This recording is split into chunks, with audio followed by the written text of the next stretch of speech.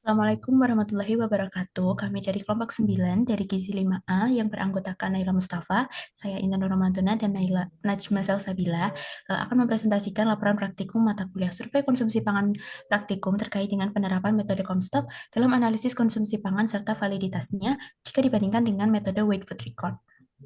Boleh di next. Berikut merupakan latar belakang dari praktikum kali ini, yaitu analisis sisa makanan ini merupakan bagian penting dalam survei konsumsi pangan yang karena dapat menentukan ketepatan estimasi asupan energi dan juga zat gizi. Sebagai alternatif yang lebih praktis, metode visual Comstock ini digunakan untuk mengestimasi sisa makanan pada kasus ini yaitu pada pasien berdasarkan pengamatan secara visual dengan kategori persentase tertentu. Boleh di next. Tujuannya yaitu mengidentifikasi besaran sisa makanan pada setiap menu menggunakan metode visual Comstock, kemudian membandingkan hasil estimasi visual Comstock dengan metode Weight Food Record sebagai gold standar, menganalisis daya terima makanan pasien berdasarkan persentase sisa makanan dari masing-masing skala, kemudian mengevaluasi kelebihan dan keterbatasan dari visual Comstock, serta Weight record ini dalam pengukuran sisa makanan. Kemudian juga bertujuan untuk meningkatkan kemampuan mahasiswa dalam melakukan pengukuran konsumsi pangan dan interpretasi data. Berikut merupakan identitas dari responden, yaitu Akila Mahfud yang berusia 20 tahun, berjenis kelamin perempuan dengan berat badan 98 kg dan tinggi badan 157 cm. Kemudian berikut merupakan perhitungan IMT dari responden dengan hasil IMT 39,8, kemudian perhitungan PMR Harris Benedict responden sebesar 1391,2 kilokalori dengan perhitungan SDA sebesar 139,1 dan perhitungan energi aktivitas fisik sebesar 2372 kilokalori.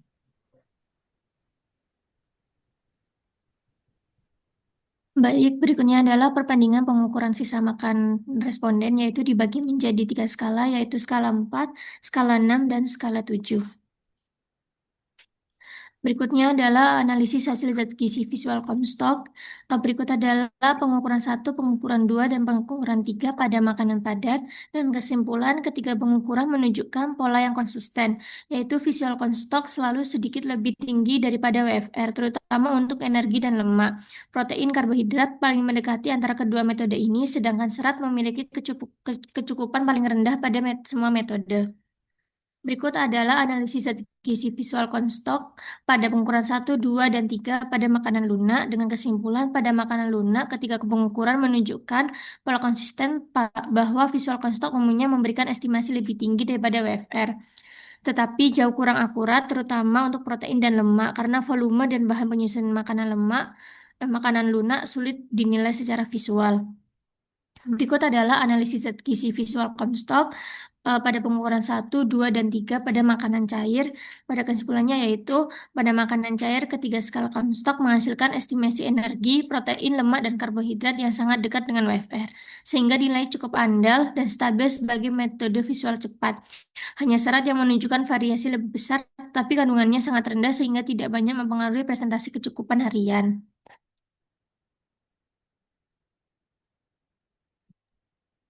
Nah, berikut selanjutnya adalah perbandingan akurasi hasil. Oke. Selanjutnya ada kelebihan dan juga kekurangan. Jadi untuk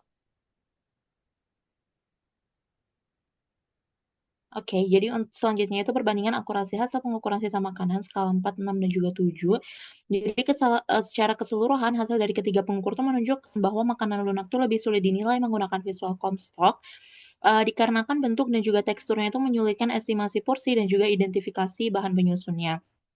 Nah, meskipun pola antar pengukur itu konsisten, visual Comstock sendiri itu cenderung kurang akurat dibanding Weight Food Record, terutama untuk protein dan juga lemak. Kemudian ketiga skala Comstock itu menunjukkan nilai yang hampir serupa dengan hasil WFR.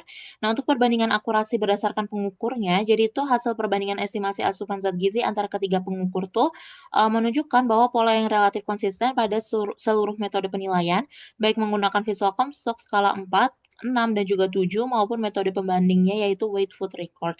Nah, metode visual Comstock sendiri itu cenderung memberikan estimasi yang lebih tinggi dibandingkan WFR, namun variasi antar pengukurnya itu tidak menunjukkan perbedaan yang signifikan. Next.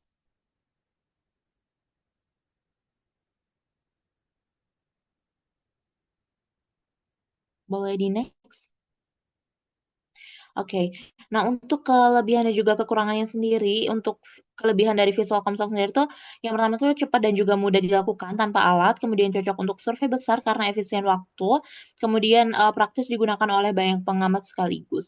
Nah, untuk, kelebihan food weighing sendiri itu, data sangat akurat karena berdasarkan berat nyata, kemudian minim bias dikarenakan tidak bergantung pada pengamatan visual, dan, tertepat untuk validasi metode penilaian sisa makanan lainnya. Nah, untuk kekurangannya sendiri dari visual Comstock sendiri tuh hasilnya tuh mudah bias dikarenakan bergantung pada pengalaman pengamat, kemudian kurang akurat untuk makanan campuran atau tekstur tidak jelas, dan tidak menghasilkan data berat nyata dikarenakan hanya estimasi saja. Nah, untuk kekurangan dari food weighing itu, memerlukan waktu dan tenaga yang lebih banyak, kemudian memerlukan alat timbangan dan juga prosedurnya tuh lebih rumit, dan yang terakhir tuh kurang praktis untuk survei besar atau banyak subjek. Next. Nah, kesimpulannya, jadi itu visual Comstock itu menunjukkan konsistensi antar pengukur baik pada makanan padat maupun makanan lunak. Kemudian visual Comstock ini sendiri itu cenderung mengestimasi lebih tinggi dibandingkan WFR, yang di mana terutama pada zat gizi, energi, dan juga lemaknya. Nah, protein dan karbohidrat itu memiliki tingkat akurasi tertinggi pada visual Comstock, terutama pada makanan padat. Kemudian lemak dan protein pada makanan lunak itu merupakan zat gizi yang paling sulit diestimasi secara visual, dan weight food record sendiri itu tetap menjadi metode yang paling akurat dalam menilai asupan zat gizi baik pada makanan padat maupun makanan lunak. Nah, untuk sarannya sendiri itu disarankan, adanya pelatihan intensif bagi enumerator atau pengukur, itu sangat diperlukan karena, terutama dalam penilaian makanan lunak, dikarenakan metode, visual Comstock sendiri itu sangat, bergantung pada ketelitian dan pengamatan pengamat.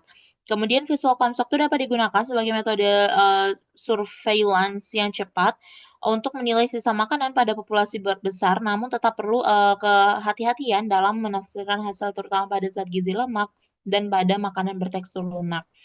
Kemudian, penggunaan WFR sendiri itu tetap disarankan sebagai standar emas dalam penelitian yang membutuhkan akurasi tinggi seperti penelitian klinis maupun analisis gizi yang detail. Next. Berikut adalah daftar pustaka dari beberapa jurnal yang kami gunakan. Next. Mungkin sekian presentasi dari kami. Mohon maaf bila ada kesalahan. Wassalamualaikum warahmatullahi wabarakatuh.